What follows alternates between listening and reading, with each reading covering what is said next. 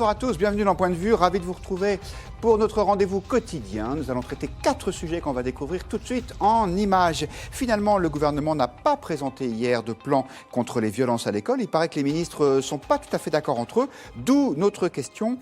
Le gouvernement est-il assez sévère face aux violences des jeunes? Nous allons parler de Ségolène Royal aussi, qui sort aujourd'hui un livre qui s'appelle « Ce que je peux enfin vous dire ». Elle explique tout ce qu'elle a dû subir parce que c'était une femme. Est-ce que cette victimisation est une stratégie gagnante? On en parlera. Et puis, Jupiter a besoin de vacances. Le président de la République va s'arrêter pendant 3 jours. Il paraît qu'il part en Normandie. Est-ce que c'est inquiétant ou est-ce que c'est juste normal qu'il soit fatigué? Vous nous donnerez votre point de vue. Et puis, aujourd'hui, c'est Halloween. Demain, c'est la Toussaint. Alors, choisissez votre camp. Vous êtes plutôt Halloween ou Toussaint? Évidemment, on va élargir un peu le sujet pour s'interroger sur le rapport qu'ont les Français avec leurs défunts. Bonsoir Claire Chartier. Bonsoir. Vous êtes rédactrice en chef des pages ID de l'Express.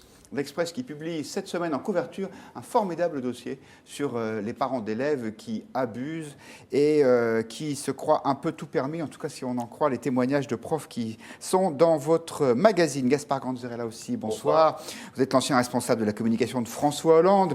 Vous êtes aussi l'auteur d'un livre, La politique est un sport de combat, publié chez Fayard. Vous êtes le fondateur de Parisienne Parisien et vous êtes presque candidat à la mairie de Paris. Xavier Couturé là aussi, bonsoir. Bonsoir. Ravi de vous voir. Vous êtes conseiller audiovisuel, vous avez été patron de plein de chaînes de télévision et vous êtes polémiste à On refait le monde chez nos confrères d'RTL. Oui, ça m'arrive. Et Frédéric Dabier là aussi. Bonsoir Frédéric. Bonsoir Guillaume. Ravi de vous accueillir. Vous êtes politologue, tout le monde le sait, et vous êtes directeur général adjoint de l'IFOP. Alors on commence par ce sujet des violences des jeunes, après les images qui avaient fait le tour du web de cette professeure menacée par un de ses élèves qui brandissait un pistolet factice, on nous avait annoncé un plan sur les violences à l'école. Finalement, il n'y aura pas de plan, en tout cas pas tout de suite, c'est pour le 15 décembre. Mais Jean-Michel Blanquer a quand même pris la parole aujourd'hui pour parler du projet qu'il avait déjà annoncé de mettre des policiers dans les écoles. Eh bien finalement, le ministre de l'Éducation nationale, il est très très très prudent. La possibilité d'une permanence d'un policier ou d'un gendarme à la demande du chef d'établissement lorsque le contexte le nécessite. Bien sûr, il ne s'agit pas, contrairement à ce que j'ai pu entendre, d'en mettre partout, dans tout établissement, toute école. Ça n'a jamais été l'idée et ça ne le sera pas. Par contre, c'est la possibilité de le faire à la demande du chef d'établissement qui existe et selon des durées qui sont à décider entre l'établissement et l'institution, que ce soit la police ou la gendarmerie. Alors, ce n'est pas un rétropédalage, mais quand même, on sent qu'il ne veut pas y aller trop fort, le ministre de l'Éducation nationale. Claire Chartier, est-ce que c'est une erreur d'analyse ou le gouvernement est quand même un peu gêné sur ce dossier ? Je pense parce qu'en plus, ils savent bien que la surenchère sécuritaire en matière de violence scolaire n'est pas forcément la réponse. C'est plus une rustine, à mon sens, que d'évoquer des policiers à l'intérieur des établissements, plus une rustine qu'autre chose. Et en plus, ça met l'accent sur la violence dans l'établissement scolaire, alors qu'il faudrait mettre cet accent sur l'enseignement. Et sur le fond, le vrai problème dans les établissements, le vrai problème autour de la violence scolaire, il ne se situe pas là où on pense. On pense que les enseignants sont aujourd'hui malmenés. En fait, on s'aperçoit depuis... Ils le disent quand même, hein. Ils le disent. Dans ce hashtag pas de vague. Oui, tout à fait. Mais d'après Éric de Barbieux, qui est la référence en matière de violence scolaire, qui a fait un très gros travail d'enquête ces dernières années, en fait, on s'aperçoit que le pourcentage de professeurs qui s'estiment, qui ont le sentiment vraiment d'être malmenés, ne bouge pas, ne varie pas, il est aux alentours de 16%. Ce qui pose beaucoup plus de problèmes, c'est le manque de respect des règles de discipline à l'intérieur des établissements. Ce sont les bagarres, les insultes, tout ce genre de choses. Et en fait, la réponse à ce genre de problème, c'est pas forcément des policiers, c'est beaucoup plus une stratégie commune dans chaque établissement, qui doit être mise en place en fait entre tous les acteurs, tous les professionnels. Moi, j'ai vu ça très concrètement lorsque je couvrais l'éducation à l'Express pendant plusieurs années. Donc en fait, il faut que tous aient la même réponse face à l'indiscipline et sachent, par exemple, tous se mettre d'accord sur ce qui est tolérable et ce qui ne l'est pas à l'intérieur des classes et hors des classes. Ça suppose une vraie concertation. Ça suppose aussi que les enseignants soient écoutés par leur chef d'établissement, parce que parfois, il y a des profs qui, en fait, ne savent pas faire, qui se font malmener je ne sais pas si c'est le cas de cette enseignante, mais qui ne le disent pas parce qu'ils ont honte, en fait, de simplement pas pouvoir tenir leur classe. Pas tenir leur classe, exactement. comme on dit. Ouais. Donc il y a vraiment c'est vraiment quelque chose qui se travaille en interne, plus que des mesures de gendarmes. D'ailleurs, ça s'est déjà fait, hein. C'est pas une nouveauté. Même à Nice, d'ailleurs, Estrosi avait voulu mettre un gendarme, je crois, certains policiers dans les établissements scolaires. Ce qui est intéressant, c'est qu'il y a ce sujet des violences purement dans l'enceinte scolaire dont vous venez de parler. Et puis, ce débat était l'occasion de propositions un peu plus larges de l'opposition. Peut-être ce sont les surenchères sécuritaires auxquelles vous faisiez allusion à l'instant. Alors, il y a eu 2 propositions faites par l'opposition. La première, c'était de supprimer les allocations familiales pour les parents ou les mères seules dont les enfants sont pris pour des faits de délinquance. Voici la réponse de Christophe Castaner, le ministre de l'Intérieur. C'était hier sur RTL et cette réponse, c'est non. Deuxième sujet qui est celle de supprimer ou de diminuer les allocations familiales. Oui. Moi, je crois que c'est la double peine. C'est la double peine pour les mères isolées, celles qui justement ont beaucoup de mal au quotidien à tenir l'éducation de leur enfant. Leur enfant leur échappe. Et alors, avant de continuer notre tour de table, une autre réaction ministérielle à une autre proposition. Celle-ci, elle était faite entre autres par Valérie Pécresse, qui était d'abaisser la majorité pénale à 16 ans.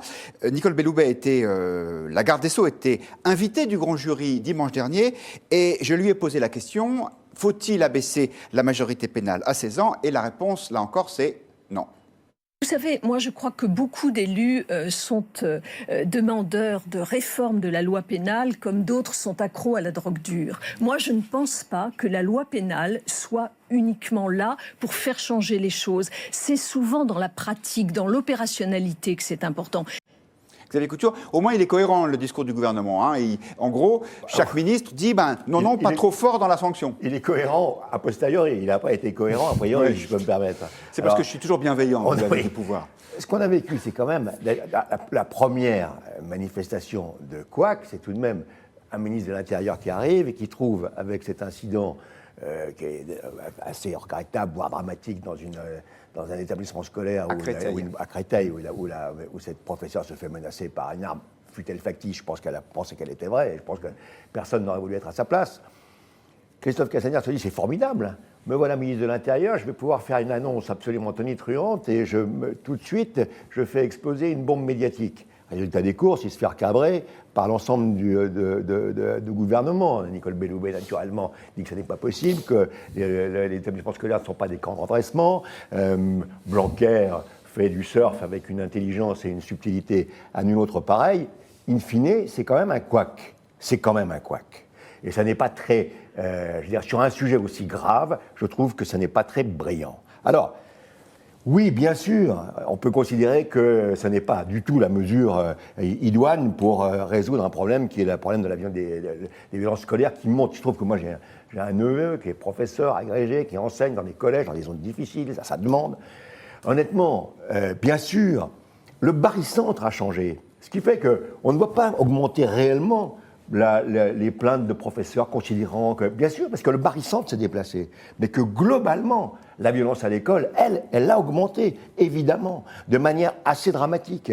Et donc, pas partout, pas dans l'ensemble des établissements scolaires, il y a aujourd'hui une problématique qui n'existait pas il y a 20 ans, qui existait déjà un peu il y a 10 ans, qui s'est un peu accélérée et qui n'est pas traitée. Et elle n'est pas traitée parce que, évidemment, la hiérarchie de l'institution scolaire a toujours, et d'où d'ailleurs le hashtag pas de vague, la hiérarchie de l'institution scolaire s'est mise en ordre de marche pour essayer d'atténuer ou de rendre les choses un peu invisibles. Premier point. Le second point, et puis c'est une évidence et on le sait tous, les syndicats ont été, en matière d'éducation nationale, les promoteurs de l'affectation des professeurs en fonction de ce que l'on pouvait considérer comme étant une récompense pour eux. Donc c'est plus facile d'être professeur dans un collège d'une zone favorisée que dans une zone extrêmement défavorisée. D'où le fait que les plus jeunes professeurs, plutôt inexpérimentés, se sont trouvés dans des zones difficiles. Et ça, c'est un vrai problème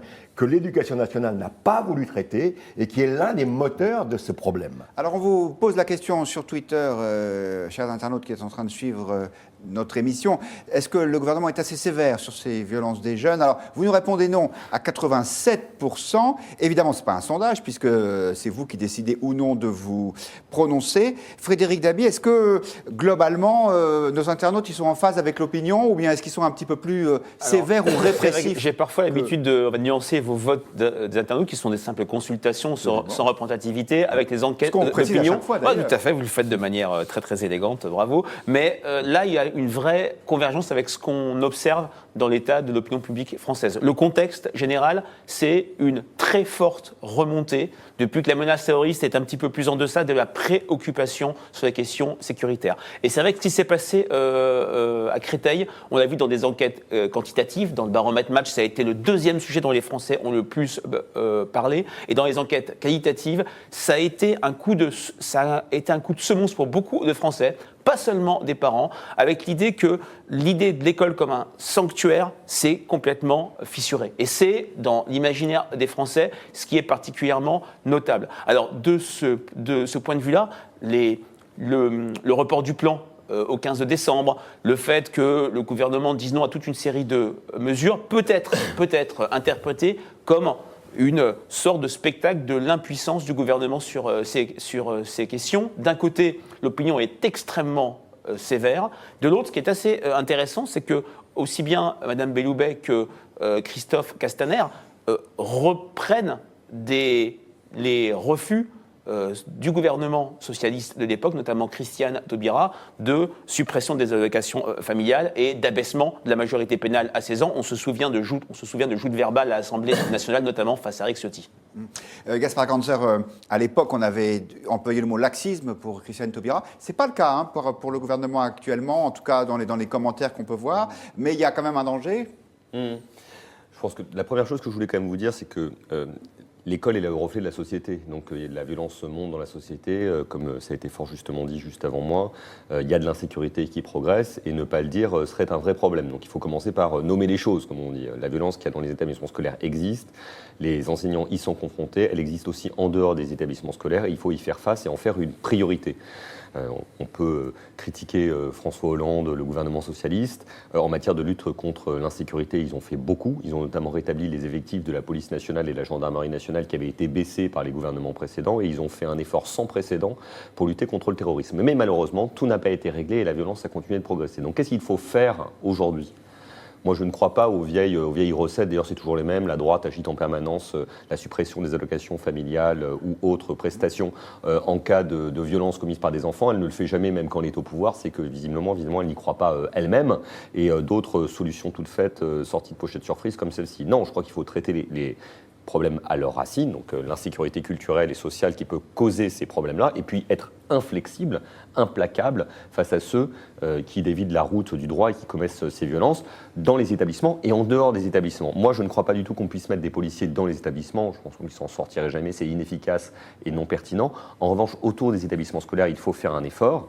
Et dans les établissements, il faut s'appuyer au maximum sur tous ces adultes relais, ces grands frères, ces contrats aidés, on les appellera comme on veut, qui doivent venir aider les professeurs et l'encadrement de l'établissement dans ce travail de discipline, parce que oui, il faut être ferme avec tous ceux qui sont des délinquants dans l'école et en dehors de l'école. Je reviens sur cette proposition d'abaissement de la majorité pénale à 16 ans. On sait que globalement, la justice des mineurs, elle a été organisée à la sortie de la Deuxième Guerre mondiale, et beaucoup disent, mais aujourd'hui, ces jeunes, ils sont beaucoup plus violents, et donc on ne peut pas faire comme si c'était encore des enfants. Ça vous paraît un argument recevable ou pas, Claire Chartier ? Alors pardon, mais je suis désolée de ne pas enchaîner sur votre question, mais je voulais quand même... sûrement, quand même après. Voilà, après.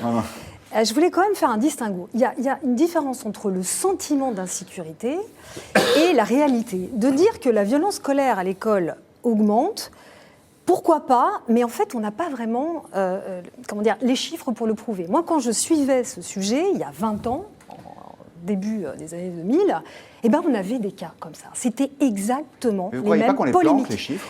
Non, mais alors attendez, je vais vous répondre, je vais continuer. Donc, ces questions que l'on se pose là, c'était exactement les mêmes. On avait des cas et même plus spectaculaires. Donc franchement, c'est pas parce qu'un élève, et encore une fois, enfin, ça doit être terrible pour l'enseignante, mais je veux dire, on a eu des cas, mais vraiment beaucoup plus spectaculaires. Ce qui se passe, de ce que je comprends, c'est qu'il y a dans certains établissements effectivement des situations plus aiguës. Et parfois, l'éducation nationale, comme à Toulouse, n'a pas répondu comme il le fallait aux préoccupations très concrètes des enseignants. Ça, oui.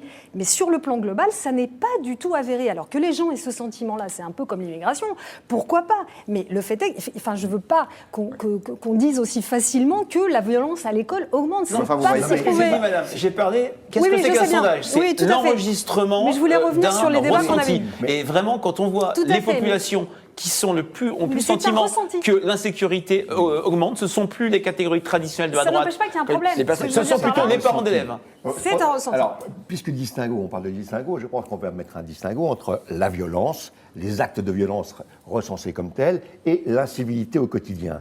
Je pense que ce que disait Gaspard est vrai et juste. La société enregistre globalement une montée de la violence. Les réseaux sociaux, d'ailleurs, accélèrent, puisqu'on le voit bien, ça donne une autorisation, puisque les groupes qui se retrouvent sur les réseaux sociaux s'autorisent à des pratiques de violence parce qu'ils sont autorisés par le fait de ne plus être seuls, et ça crée des situations d'incivilité dont les professeurs se plaignent. Donc, effectivement, faisons le distinguo entre violence et incivilité, mais dire qu'il n'y a pas un changement d'attitude en 10 ou 15 ans. Voilà. C'est ça que je veux dire. Un mot sur la majorité pénale. Personne n'est pour l'abaissement de la majorité pénale à 16 ans autour de cette table. Moi, je suis clairement contre. Il y a déjà, comme vous le savez, des mineurs qui font l'objet de mesures de privation de liberté. N'oublions jamais. Il y a parfois des mineurs de 15 ans, 16 ans qui sont en prison ou en centre éducatif fermé. Je ne vois pas ce que ça pourrait apporter de plus. Bon, ça n'a pas d'intérêt. Aujourd'hui, la majorité, déjà, compte tenu du fait que la majorité intellectuelle et morale, pour les raisons d'ailleurs qu'on vient de pointer, a tendance à reculer, je pense que moi je serais quasiment favorable à rétablir la majorité à 21 ans. Moi je pense que toutes ces questions scolaires, à chaque fois, la question qu'elles posent, c'est la question des banlieues. Ah, ça, c'est Je sûr. sais pas, bah oui, c'est ça. Oui, le vrai problème, il est là. Mais quand même, c'est le problème on majeur. ne passe pas sur le débat sur les banlieues, parce que sinon, franchement, parce que les violences c'est tellement récentes ont lieu passionnant. aussi dans des villes au cœur de Paris. Les affrontements de bandes, c'est dans Paris même, C'est vrai, dans le 19e arrondissement de Paris. Et dans les villes petites et moyennes, il y a aussi une grande montée des incivilités. Merci à tous. Quelques commentaires de nos internautes à qui on va laisser le dernier mot. Nicole nous dit il faut remettre une vraie discipline en classe et ne pas accepter que les parents s'en prennent aux enseignants en cas de punition. Le président qui nous dit la droite ne rêve que d'uniformes et de sanctions, 3 petits points, lourdes sous-entendus. Et voilà. Si je nous dis alors, je suis désolé, j'ai mon écran qui ne tient pas bien. Des cas spectaculaires ont toujours existé. C'est leur généralisation qui pose problème. Et il y avait aussi d'autres... Voilà, un internaute qui est plutôt favorable, semble-t-il, à la suppression des allocations familiales, qui dit les seules sanctions qui sont efficaces pour responsabiliser les parents sont celles qui touchent au portefeuille.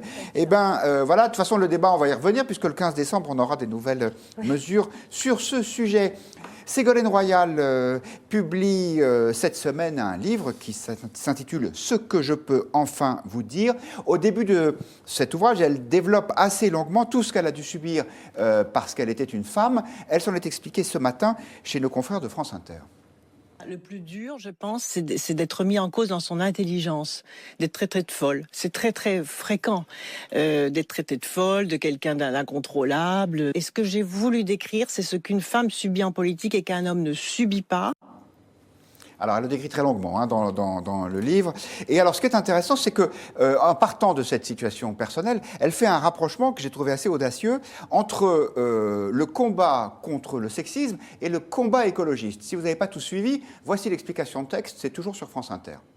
Le plus dur, je pense, c'est d'être mis en cause dans son intelligence, d'être traité de folle. C'est très, très fréquent d'être traité de folle, de quelqu'un d'incontrôlable. Et ce que j'ai voulu décrire, c'est ce qu'une femme subit en politique et qu'un homme ne subit pas. Alors ça, c'était la séance de rattrapage, puisque c'est l'image qu'on a déjà vue. On va donc maintenant voir l'autre extrait, celui dans lequel Ségolène Royal explique qu'il y a un parallèle entre le combat écologiste et le combat contre les violences faites aux femmes. disais sur le parallélisme entre les deux, je montre à quel point il est étonnant de voir que c'est le même vocabulaire. Vous voyez, la terre souillée, la terre abîmée, la terre violée, la terre surexploitée, comme les femmes souillées, les femmes abîmées, les femmes violées, c'est-à-dire celles qui subissent des violences. C'est la même chose, c'est-à-dire l'homme prédateur prend la terre comme l'homme prédateur prend la femme. Et c'est pour ça que ces deux combats sont étroitement liés. Voilà, elle ne dit pas encore que ceux qui ont une voiture diesel sont aussi l'auteur de violences faites aux femmes, mais ça va peut-être venir. Gaspard Sanquenja, vous êtes convaincu par cette démonstration ? Je suis convaincu déjà parce que dit Ségolène Royal sur les violences dont elle a fait l'objet elle-même, violences verbales et heureusement pas physiques, enfin je ne crois pas, tout au long de sa carrière politique, et je crois qu'elle a fait preuve d'un courage exceptionnel pour réussir à tenir bon pendant toutes ces années et envisager encore une nouvelle fois d'être peut-être candidate aux élections européennes, parce que je crois qu'effectivement pour une femme c'est plus difficile dans le secteur politique de progresser. J'ai été surpris par ce parallèle entre, on va dire, l'environnement et la cause féministe, mais je le trouve intéressant, parce qu'il interpelle. Et comme tout ce qui interpelle et qui fait réfléchir, je pense que ça va dans le bon sens. Et il est assez vrai que peut-être qu'on peut trouver des parallèles entre la société dite de la domination masculine décrite par Bourdieu et puisque les dégâts commis par l'homme industriel, mécanique vis-à-vis de la planète. Je pense que ça mérite réflexion et en tout cas, elle ouvre une porte au débat qui m'intéresse. Claire Chartier ? Oui, je suis assez d'accord avec cette analyse. Pour moi, ce qui est intéressant dans les propos de Ségolène Royal et son livre, c'est que c'est un témoignage finalement assez rare dans son ampleur. On a déjà entendu parler de sexisme en politique, mais enfin là, quand on regarde toute la chaîne d'avanie sexiste qu'elle a dû subir, c'est quand même assez impressionnant. Meneuse de revue, enfin, ce qu'elle cite dans son livre, micro-phénomène de mode, super nanny de la politique, mère fouettarde. Ça va quand même au-delà de la robe à fleurs qu'on reprochait à Cécile Duflot dans l'hémicycle. Et vraiment, à lire tout ça, ça m'a amené en mémoire une phrase du commandant américain MacArthur pendant la guerre de Corée qui disait derrière chaque montagne, il y avait une nouvelle montagne. C'est vrai qu'on se dit que vraiment, elle a eu quand même du courage de supporter tout ça pendant tant d'années. Mais quand même, si je peux me permettre une remarque, elle ne dit à aucun moment qu'elle est aussi une femme politique redoutable, tacticienne hors pair, parfois manipulatrice. Elle n'a pas travaillé pour rien avec François Mitterrand. Donc qu'elle-même ne soit pas non plus, on va dire, une espèce de personnage tout complètement pur, ça lui vient pas à l'esprit de le dire. Bah oui, mais enfin, je vois pas le rapport en fait entre le fait d'avoir effectivement des réflexes de femme politique et de se faire traiter de conne ou de. Enfin, je vois pas. C'est deux choses très différentes, quoi. Vous ne pensez pas qu'elle a subi des attaques dures parce qu'elle était dure elle-même? Non. Mais enfin, à ce moment-là, les hommes ne subissent pas du tout le même genre d'attaque. Enfin, cette espèce de procès en incompétence est beaucoup fait à l'endroit des femmes et beaucoup moins à l'endroit des hommes. Donc c'est ça qu'elle dénonce. Le fait qu'elle soit une femme politique par ailleurs et qu'elle sache s'y prendre et qu'elle soit parfois assez énervante, enfin on sait tout ça. Enfin, tout attention, c'est deux choses différentes, oui, je pense. Franchement, c'est deux registres différents. Je pense qu'à les confondre, on rentre dans le jeu de ceux qui sont tombés à bras raccourcis sur Ségolène Royal pendant tant d'années. Je pense aussi que l'acte lourd, si on revient à la période historique de 2006-2007, c'est qu'elle ait gagné cette primaire semi-ouverte du Parti socialiste face à tout l'appareil du PS, face à deux candidats qui l'ont complètement délégitimé. Il y a une différence entre voici mon programme et mon programme, c'est voici, qui va garder les enfants, c'est sérieux la politique. Les 3 semaines de commentaires, notamment par la droite, au moment de la fameuse phrase, le mot, la bravitude sur la muraille du Chine, elle a quand même fini avec 17 millions de voix. Elle a aussi, il faut être honnête, joué de la distinction par rapport à ses adversaires. Quand elle est en débat face à Dominique Strauss-Kahn et Laurent Fabius, et on lui demande c'est quoi la différence entre vous et eux, elle dit ça se voit, et elle le dit ça. Mais ce qui est vrai aussi, c'est que les femmes politiques qui ont eu du pouvoir ont été aussi très fortement attaquées. Édith Cresson, alors ça remonte à relativement longtemps, Martine Aubry, Anne Hidalgo sur la ville de Paris. Maintenant, c'est vrai que c'est quelqu'un qui est aussi dans... Aussi, également, même si elle, c'est assez intéressant, elle a moins mis en avant elle dit que ça suffit, les femmes qui se posent en victime tout le temps. Alors, elle l'a fait un petit peu, elle a plus joué la proximité identificatoire, une femme divorcée qui a élevé des enfants seuls. Elle a été sur un registre différent, par exemple, de Ségolène Royal. Ségolène Royal, ce livre sort aussi dans un moment particulier, elle envisage ou pas d'accepter la perche un peu désespérée du PS comme tête de liste du Parti socialiste. Et c'est quand même une personnalité du point de vue de la popularité socialiste qui a été au pouvoir entre 2014 et 2017, qui échappe au discrédit de beaucoup de ténors, qui n'a pas disparu et qui a un socle de popularité très élevé chez les sympathisants et les électeurs d'Emmanuel Macron. Xavier Couture, Ségolène Royal se livre de façon très personnelle dans cet ouvrage. Elle explique combien elle a souffert d'être abandonnée, larguée, on appellera ça comme on voudra, par François Hollande, pour une femme 10 ans plus jeune que moi, dit-elle. Est-ce que vous trouvez que c'est sain, c'est souhaitable qu'il y ait comme ça un livre à la fois politique et très personnel? Est-ce que ça dit quelque chose de l'époque? Alors, ça dit quelque chose de Ségolène Royal. Ça ne dit pas quelque chose forcément de l'époque. Moi, ce qui m'apparaît dans ce livre et dans l'effort qu'elle accomplit dans un travail qui est à la fois peut-être un tout petit peu, par le biais de ses confidences personnelles, un peu trop, justement, cette information un tout petit peu grand public, hein, qui s'apparente un peu à la télé-réalité, entre guillemets. Et puis, le travail exceptionnel de résilience qu'elle a fait pendant toute sa carrière.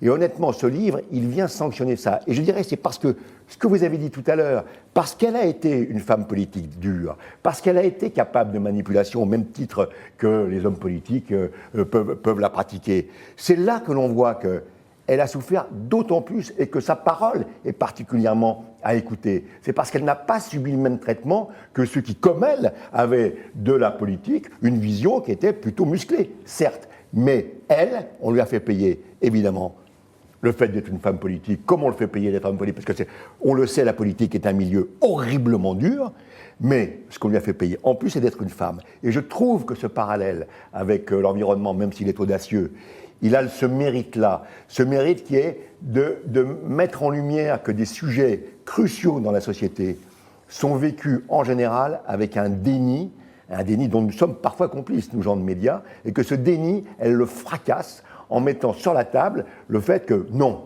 les enfants, regardez la réalité en face. Maintenant, qu'elle soit tête de liste des socialistes pour les européennes, tant mieux. Ça prouve justement qu'on n'aura pas réussi à la mettre à terre, qu'on n'aura pas réussi à la larguer au passage. Moi, j'ajoute, et je termine là-dessus, je l'ai vécu comme vous tous, mais il se trouve que un ou deux détails, je l'ai vécu de très près. La campagne de désinformation autour d'elle sur la campagne présidentielle, c'était invraisemblable, mais invraisemblable. Je n'ai jamais vu ça. La folle, la dingue, ses amis socialistes qui ont fait publier un livre, qui était en fait un pamphlet, bref, contre elle. Donc, honnêtement, ce qu'elle a vécu, aucun homme politique ne l'a vécu de la même manière, et elle le doit au fait d'être une femme. Et pour ça, moi, je me sens tout à fait solidaire, bien que je ne sois pas a priori solidaire de Ségolène Royal sur un plan politique, mais je me sens solidaire de cet ouvrage. Eh bien, voilà qui est dit. Alors, vous êtes plus solidaire que nos internautes à qui on a posé la question. Êtes-vous satisfait du retour de Ségolène Royal? Vous nous répondez non à 77%. Elle était pas partie. Votre question est un peu bizarre, parce que je ne savais pas qu'elle était partie. Bon, elle n'était pas partie, nous dit Frédéric Dabi. Alors, Antimac nous dit, mais les hommes aussi subissent de la violence en politique. Voilà, Babino nous dit, moi bizarrement j'aime Ségolène de plus en plus. Eh ben c'est très bien Babino. Et un autre internaute, R3, nous dit, qu'y a-t-il de positif dans le bilan du pouvoir région-ministère de Ségolène Royal? Alors ce bilan, malheureusement, on manque un peu de temps pour le faire, mais effectivement vous êtes deux à en avoir parlé. Ségolène Royal a un grand projet qui est probablement de prendre une tête de liste peut-être élargie aux européennes avec les socialistes et les écologistes. En tout cas, il y a beaucoup de gens qui souhaitent ça. Et parmi eux, il y a François Calfon, qui est l'un des patrons du Parti socialiste. Et alors lui, il est fan, vous allez voir. Et je le dis ce matin à M. Jadot, à Benoît Hamon, à d'autres, des personnalités. Regroupons-nous, c'est une urgence absolue. Je crois que Ségolène Royal peut incarner ce rassemblement des gauches. Ségolène Royal incarne l'écologie populaire, une écologie enthousiaste, et non pas, finalement, un coup de rabot fiscal contre les Français. Et toc, un coup contre l'augmentation des taxes sur le diesel. Gaspard Ganzer, vous pensez que c'est une bonne idée, Ségolène Royal tête de liste? Oui. Comme je l'ai dit tout à l'heure, j'ai beaucoup d'admiration pour elle, son courage, sa résilience et son combat pour l'écologie depuis toujours. Mais, on verra ce que décident les socialistes, je ne suis plus membre de ce parti. Je trouve dramatique qu'en 30 ans, parce que ça fait 30 ans que Ségolène Royal fait de la politique, les socialistes n'aient pas été capables de se renouveler suffisamment, de trouver des candidats, de se renouveler en leur sein pour trouver quelqu'un pour porter les couleurs des socialistes aux élections européennes qui auront lieu en 2019. C'est l'échec du Parti socialiste. Parce que la première fonction d'un parti politique, c'est de sélectionner des candidats et d'identifier des personnalités. Quand on est obligé d'aller chercher Ségolène Royal, qui a été élue pour la première fois à l'Assemblée nationale en 1988, c'est un problème. Elle reproche dans ce livre... Oui, mais c'est pas mieux. Hein. Enfin, c'est pire. Moi, je ne supporte plus, je suis désolé, on va me taxer de jeuniste. Je suis de moins en moins jeune, j'ai 39 ans. Et donc, c'est dire. Mais vraiment, c'est insupportable qu'il y ait toujours la même génération politique qui, aujourd'hui, a allègrement dépassé la soixantaine, qui truste les postes. Et c'est pas parce qu'on a un président de la République qui a une quarantaine d'années que ça doit nous empêcher de conduire ce renouvellement. Dans ce livre, on le disait à l'instant, elle reproche, Gaspard Ganzer, assez fortement à François Hollande son attitude en 2007 quand il l'a quitté pour une autre femme. Ça vous paraît normal de parler de ça dans un livre quand on est un responsable politique en poste ? Je pense que chacun fait ce qu'il veut, mais la vie privée doit rester privée. J'avais été choqué par le bouquin de Valérie Trierweiler sur François Hollande. Merci pour ce moment. Je ne vois pas l'intérêt de dévoiler des éléments qui relèvent de la vie privée, de l'intimité d'un couple. Voilà, je trouve ça dommage. Après, malheureusement, c'est devenu monnaie courante. Et je pense qu'on gagnerait à faire preuve de davantage de pudeur en la matière. Non, mais il se trouve que, en ce qui concerne Ségolène Royal, c'est public. Oui, mais elle n'est pas obligée de le remettre sur la table systématiquement. Elle ne le met pas sur la table. Oui. On souligne ce qui, dans le livre, est quand même juste une notation, qui est qu'à ce moment-là, elle a vécu les choses avec un peu de douleur. Mais on imagine que ça a été terrible pour elle et très triste. Non, je veux dire que nous surinvestissons ce qui, dans le livre, n'a pas une importance fondamentale. Frédéric Dabi, les Français sont sensibles à ce genre de confidence ?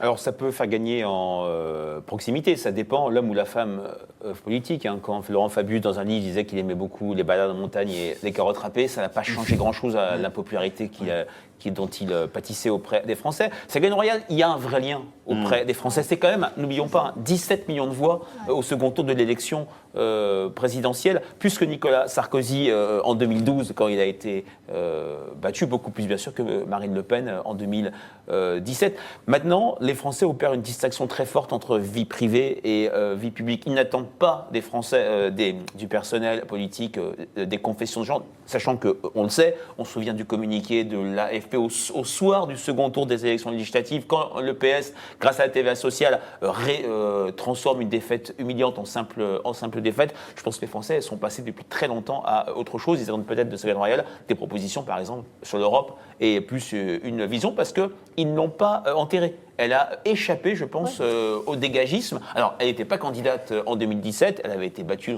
on se souvient, tragiquement en 2012, mais ils ne la voient pas comme ranger des voitures. Non, parce que je pense qu'elle a une vraie capacité pour entrer en résonance avec la sensibilité populaire. Et par exemple, là, on le voit avec ce livre. Je regardais le tweet de votre journaliste. En effet, on est dans une période MeToo, donc il est de bon ton et il est justifié de parler des femmes victimes. Ça colle aussi avec l'idée aujourd'hui d'une époque où finalement les héros, ce ne sont pas les gens forts, mais plutôt les gens plus vulnérables qui résistent, qui sont résilients. Donc là, on est complètement dans l'air du temps. Elle avait lancé en 2007, elle avait eu une intuition géniale. Elle avait lancé une plateforme participative, 2006, qui était exactement... Elle avait anticipé avant les autres, donc ce côté collaboratif. Donc en fait, elle a un pif incroyable. Et je pense que c'est ça, cette proximité-là, qui lui donne, à mon sens, une capacité de rebond, en effet, politique indéniable. Et on l'a encore vu avec ses déclarations sur la hausse du diesel qui ont eu un impact énorme ces derniers jours. On passe à un autre responsable politique qui est peut-être un tout petit peu moins en forme, notre président de la République, Emmanuel Macron. Vous savez que le Conseil des ministres, théoriquement, c'est le mercredi. Et bien cette fois-ci, c'était hier, car le président va prendre 3 jours de vacances. Tout ça est peut-être complètement normal. Ou alors, ça ne l'est pas. Dans l'opposition, on trouvait que peut-être le président devrait être plus présent. Ça énerve beaucoup Gabriel Attal. C'est un nouveau secrétaire d'État. Il est chargé de la jeunesse et il l'a dit ce matin sur France Info. Voilà, franchement, je vous avoue que quand je vois ce débat depuis hier sur le break de 3 jours du président de la République, je me dis franchement, on est un peu chez les dingues. J'ai vu une intervention de Christian Jacob, qui est quand même président du premier groupe d'opposition à l'Assemblée nationale, les Républicains, qui parlait de ça pendant 20 secondes. Il n'a pas autre chose à dire sur les réformes qu'on est en train de porter en ce moment. Enfin, honnêtement, je trouve ça totalement hors sol. Alors peut-être que c'est hors sol, ou peut-être que le président de la République a tellement laissé entendre qu'il était exceptionnel, qu'il dormait que quelques heures par nuit, que du coup on est presque surpris de le voir ayant besoin de repos, Claire Chartier. Moi, je trouve que dans cet aveu de fatigue, en fait, en quelque sorte, c'est une façon de reconnaître qu'il a été marqué par une séquence extrêmement pénible pour lui depuis la rentrée.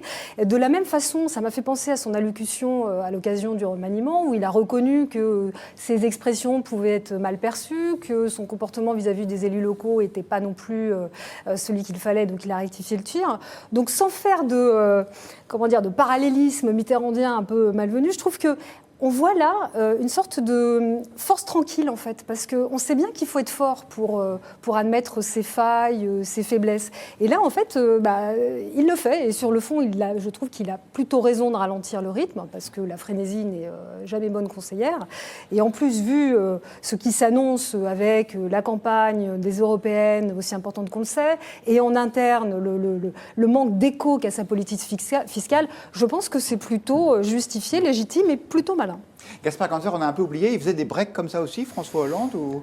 Vous savez, François Hollande, il a vécu un été 2012 absolument épouvantable. Il a pris quelques jours de vacances et il s'est fait très fortement critiquer pour ses vacances. Donc résultat, il n'a plus pris aucune vacance pendant tout le reste du quinquennat. Moi, je me souviens que quand je suis arrivé à l'Élysée, c'était un jeudi. Le vendredi soir, je suis allé le voir pour lui dire à lundi. Il m'a dit à demain. Le samedi soir, je suis allé le voir pour lui dire à lundi. Il m'a dit à demain. Et ça ne s'est pas arrêté pendant 3 ans. Il ne s'est jamais plaint, je ne m'en suis jamais plaint. Pourquoi ? Parce que quand on est au service de la France, on est au service des Français, on donne son temps, 24 heures sur 24, 7 jours sur 7, pendant l'intégralité de son mandat. Personne n'avait forcé ni Nicolas Sarkozy, ni François Hollande, ni Emmanuel Macron à postuler à l'élection présidentielle. Et une fois qu'ils y sont, ils doivent le faire à fond jusqu'au bout. Évidemment, comme dans un marathon, il faut savoir ménager ses forces. Et on a bien le droit de se reposer, même de dormir de temps en temps. Mais je trouve que Emmanuel Macron est aussi un peu puni par là où il a péché. Quelle mise en scène! Nous avons eu le droit au président qui ne dort jamais, cette force herculéenne qui peut se déployer partout sur le globe en même temps. Et puis on a eu aussi le droit à des images des vacances, à des images de week-end avant la campagne, etc. Donc il ne faut pas s'étonner aujourd'hui qu'on s'intéresse à son break. Parce que lui-même et son entourage ont mis en scène de façon perpétuelle le président sportif qui fait du vélo, qui fait du foot, etc. Donc il est puni par là où il a péché. Bon, eh bien, comme la température baisse, ça tombe bien, puisque le voilà habillé pour l'hiver. C'est beau comme l'antique. Votre avis Couture. Non, moi, je ne partage pas ce point de vue. Donc, je pense que le président de la République, qu'il prenne 3 jours et que ça fasse l'objet de débats nombreux depuis l'annonce de ces 3 jours, me semble grotesque. Mais vraiment grotesque. Pourquoi ? Parce qu'il fait effectivement un travail de président avec un style original.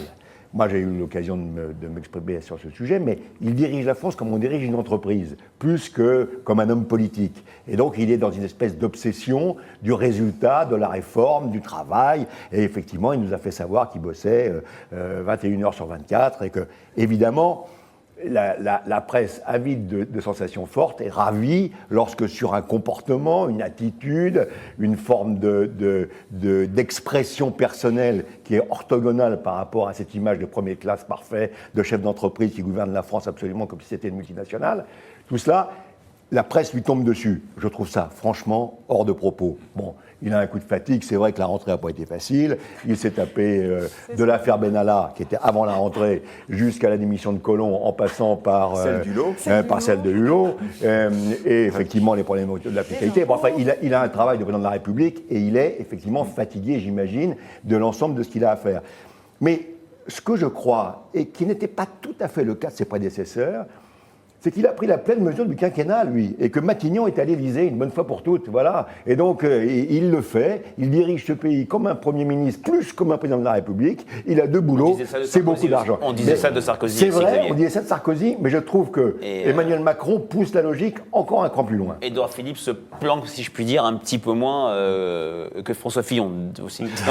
On va vous donner la parole, oui. Frédéric. Je vous livre juste, des témoignages d'internautes. Siche qui nous dit, ce qui est très juste, ce ne sont pas ces vacances qui sont étonnantes, mais le fait que ça n'avait pas l'air anticipé. Et c'est vrai qu'au début, on a même dit que le Conseil des ministres était avancé à mardi parce que le président de la République avait un engagement officiel ensuite. Antimac nous dit, je pense qu'il nous fait une grosse déprime. Et Arcus Guild nous dit, il peut avoir besoin de se reposer, mais il peut le faire avec plus de discrétion. Alors même si c'est vrai qu'objectivement, c'est plus nous les médias qui parlons de ces vacances que lui qui les a annoncées.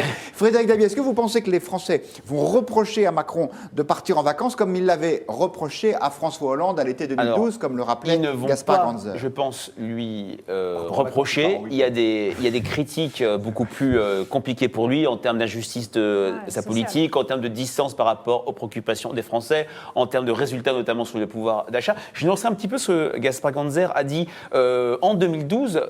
François Hollande, il y a eu quelques propos sur ses vacances. C'est moins ces vacances qui lui ont été reprochées que le sentiment qu'il n'avait pas pris la mesure de la fonction, notamment au moment du plan de licenciement annoncé pour PSA. Et notamment la surprise du choc fiscal annoncé le 9 septembre 2012 sur TF1, où voilà, les Français avaient été complètement décondensés car ce n'était pas dans sa campagne présidentielle. Maintenant, je pense qu'on est quand même, merci, je pense qu'on est quand même sur une construction médiatique. Rappelez-vous, après le 14 juillet 2009, comme Nicolas Sarkozy avait fait un petit malaise après un footing, il y avait aussi tout un emballement médiatique sur il est en fait épuisé, le président super-héros. Donc je pense qu'on n'est pas sur des sujets qui vont impacter l'opinion publique. Il paraît qu'il part en vacances en Normandie, vous avez des informations? En week-end. En week-end, pardon. Bah oui, c'est un week-end. Mais moi, les week-ends qui commencent le mercredi soir, excusez-moi. Bah, il fait le pont. Au Figaro, c'est pas comme ça. Ah oui, il fait le pont. Il fait le pont. Il fait le pont. À vrai dire, nous aussi, pour être tout à fait honnête, je crois même qu'il n'y aura pas de point de vue le jour de la Toussaint. Donc, quelle transition, voilà. Eh bien, habile transition, comme vient de le faire remarquer très aimablement Claire Chartier avec le dernier sujet. Demain, c'est la Toussaint, la fête où l'Église catholique et ses membres honorent leurs saints. Aujourd'hui, c'est Halloween, fête qui nous vient des États-Unis et qui était encore inconnue il y a 20 ou 30 ans. Halloween, la Toussaint, qu'est-ce que ça vous inspire? Est-ce que c'est des fêtes que vous avez envie de fêter? Est-ce que vous avez l'impression que les Français ont un rapport avec leurs défunts qui a changé? Question ouverte, parce que le sujet l'est aussi. Celui qui veut parler parle. Gaspard. Je pense que c'est une question très générationnelle. Moi, je célèbre comme nos demeurons catholiques, puisque je suis catholique, la Toussaint en allant m'incliner sur la tombe de mes proches, ceux de ma famille qui nous ont quittés. Mes enfants, je dois le reconnaître, mes 4 enfants, eux, ce qui les intéresse, c'est Halloween. Ils nous en parlent depuis à peu près 3 semaines, des déguisements, des bonbons, etc. Et on voit que la mondialisation culturelle, c'est même plus une question, elle est totalement là. Et eux, c'est ce qui les intéresse, ils le voient comme une opportunité pour faire la fête et manger des sucreries. Alors, ce que j'ai vu en préparant l'émission, c'est qu'en fait, il y a la Toussaint qui est la fête de tous les saints, donc c'est-à-dire les gens qui sont reconnus comme saints ou qui sont inconnus. Oui. Et puis ensuite, il y a la fête des décès, voilà, qui est le dimanche qui suit. Et effectivement, le dimanche qui suit. Et vous, Xavier Couture, vous allez vous costumer ce soir en sorcière? Bien sûr, maintenant, c'est mon costume habituel. Mais j'aurais pas osé. Je le fais pour vous. Mais non, ce qui me frappe, c'est que d'une certaine façon, c'est l'envahissement laïque dans ce qui a été l'espace religieux. C'est-à-dire qu'en fait, il y a autour de cette idée de la célébration des morts, avec la Toussaint, une fête qui était effectivement, comme le disait Gaspard, une fête qui amenait le lendemain de la Toussaint sur les cimetières. Alors on allait porter quelques chrysanthèmes sur la tombe de nos anciens, de nos défunts. On voit bien qu'avec Halloween, c'est l'entrée d'une certaine culture américanisée de la célébration religieuse qui se laïcise et qui se commercialise. D'ailleurs, Halloween est un formidable film de John Carpenter, je crois qu'il est extraordinaire, qui ressort. C'est une nouvelle version qui ressort. Et donc, on voit bien qu'il y a autour de ce rapport à la mort une volonté non plus de célébrer les défunts, mais d'affirmer le vivant. C'est-à-dire que je suis vivant et je me déguise en mort pour vous montrer à quel point je suis vivant. Je me moque de la mort même. Je me moque de la mort. Et d'ailleurs, ça ramène à cette fête formidable qui a lieu au Mexique et qui a eu lieu le week-end dernier, et qui est une fête où effectivement on se déguise en squelette, on se déguise en mort, justement pour s'en moquer, pour affirmer qu'on est bien vivant. On peut aussi considérer que ça va plus loin que c'est... Oui, est-ce qu'on se moque de la mort, Claire Chartier, ou est-ce qu'on la nie? Est-ce qu'on l'évacue? Exactement. Moi, je vois plutôt ça comme ça. C'est-à-dire comme un escamotage en fait, de la mort, plus exactement. Parce qu'en fait, on choisit avec Halloween de préférer effectivement la fête. la fête, la vie à la mort, qui était la Toussaint, la célébration des saints initialement, et ensuite après des défunts. Donc à mon avis, c'est plutôt ça que ça reflète. Et en plus, ça correspond à l'évolution effectivement des pratiques funéraires aujourd'hui, puisque la crémation monte en puissance, si je puis dire. Il y a à peu près un tiers des Français, me semble-t-il, qui sont favorables à ça, qui est une pratique qui a été, qui existait en Antiquité, qui a été remise un petit peu dans le débat public à la Révolution, puis en fait qui est repartie depuis les années 70. Et aujourd'hui, on voit bien que ça séduit de plus en plus de Français, parce que derrière ça, moi je pense qu'il y a quand même, outre le fait qu'il y a beaucoup moins de pratiques et la foi, effectivement, tend à refluer, il y a aussi l'idée que on se débarrasse assez vite du problème. C'est-à-dire que, et même les défunts, les gens qui disent qu'ils veulent se faire finir incinérer de cette façon-là, c'est aussi parce qu'ils ne veulent pas poser plus de problèmes que ça à ceux qui restent. Donc, on voit bien qu'il y a derrière ça l'idée que la mort, on va vite l'expédier. On va vite l'expédier, quoi. Donc, je pense que ça reflète ça. Peut-être, Gabi, vous qui connaissez les Français comme personne, qu'est-ce qu'ils en pensent ? Quasiment juste depuis une quarantaine d'années, si on pose une question qui est préférez-vous être enterré ou crématisé, c'est-à-dire incinéré. En 79, il y avait que 20% des Français qui souhaitaient être incinérés. Et il y a eu un basculement dans les années 2006-2008, je ne sais pas pourquoi ces années-là, où maintenant le fait de vouloir être incinéré est majoritaire. Pour la dernière fois, c'était posé pour l'Express en début d'année 2018 et c'était 47% des Français avec un clivage bien sûr générationnel extrêmement prononcé, comme le fait de vouloir fêter Halloween versus la Toussaint. C'est d'abord une question d'âge, et je fais une petite parenthèse, la catégorie la plus réfractaire à fêter Halloween, ce sont les catholiques pratiquants, qui voient cette pratique comme une invasion de leur foi. Donc 47% être incinérés et 29% être enterrés, et pour le reste c'est indifférent. 2006-2008, ça voudrait dire qu'il y a un impact de la défaite de Ségolène Royal. Ou de la crise financière. C'est comme vous voulez. Ou de l'élection de Nicolas Sarkozy, comme on voudra. Halloween, vous le disiez, c'est une coutume américaine. Anglo-saxonne, je crois. Anglo-saxonne, oui. Ça vient de l'Irlande, c'est celte en fait à l'origine. Oui, à l'origine c'est celtique. Mais qui a été récupéré, vous le disiez, par le cinéma américain. C'est un signe comme un autre de l'américanisation de la culture française, ou bien vous y voyez même un sens plus fort que celui-là ? Je crois qu'il y a le sens qui a été effectivement très, très justement exposé, mais je pense qu'il y a tout de même dans cette espèce de volonté de célébrer Halloween, c'est entré par les fast-foods à l'origine en France. C'était McDo qui avait importé Halloween, et donc je pense qu'il y a quand même une puissance de l'économie américaine, de la culture américaine, de la culture populaire américaine qui est entrée avec cette célébration. C'est terrible de résister à ça. Quand on a des enfants, vous l'évoquiez, c'est infernal en fait. Moi, je pense que c'est un combat perdu. Ils sont complètement tombés dedans. Oui, ça sent le témoignage vécu et la lecture de Régis Debray. Ça y va trop fort là. Oui, ça y va trop fort, on est d'accord. Mais le déguisement, c'est un mardi gras de mort. Voilà, Oui. Alors, on va laisser la parole à nos internautes. Il y a un philosophe qui nous dit « Moi, je ne fête aucun des deux ». Comme ça, au moins, c'est clair. Olympe nous dit c'est une fête pour les enfants, comme Noël. Et Olympe, encore elle, qui nous dit « Ma petite fille de 16 ans fête Halloween et ignore même que ses ascendants ses ascendants qui sont au cimetière. » Ma chère Olympe, peut-être c'est l'occasion d'aller leur faire connaissance. Et après tout, pas d'exclusive, on peut peut-être fêter Halloween et la Toussaint. Merci beaucoup à tous les quatre d'avoir accepté notre invitation. Point de vue, c'est terminé pour ce soir, mais l'émission continue demain, même heure, même endroit. Merci beaucoup.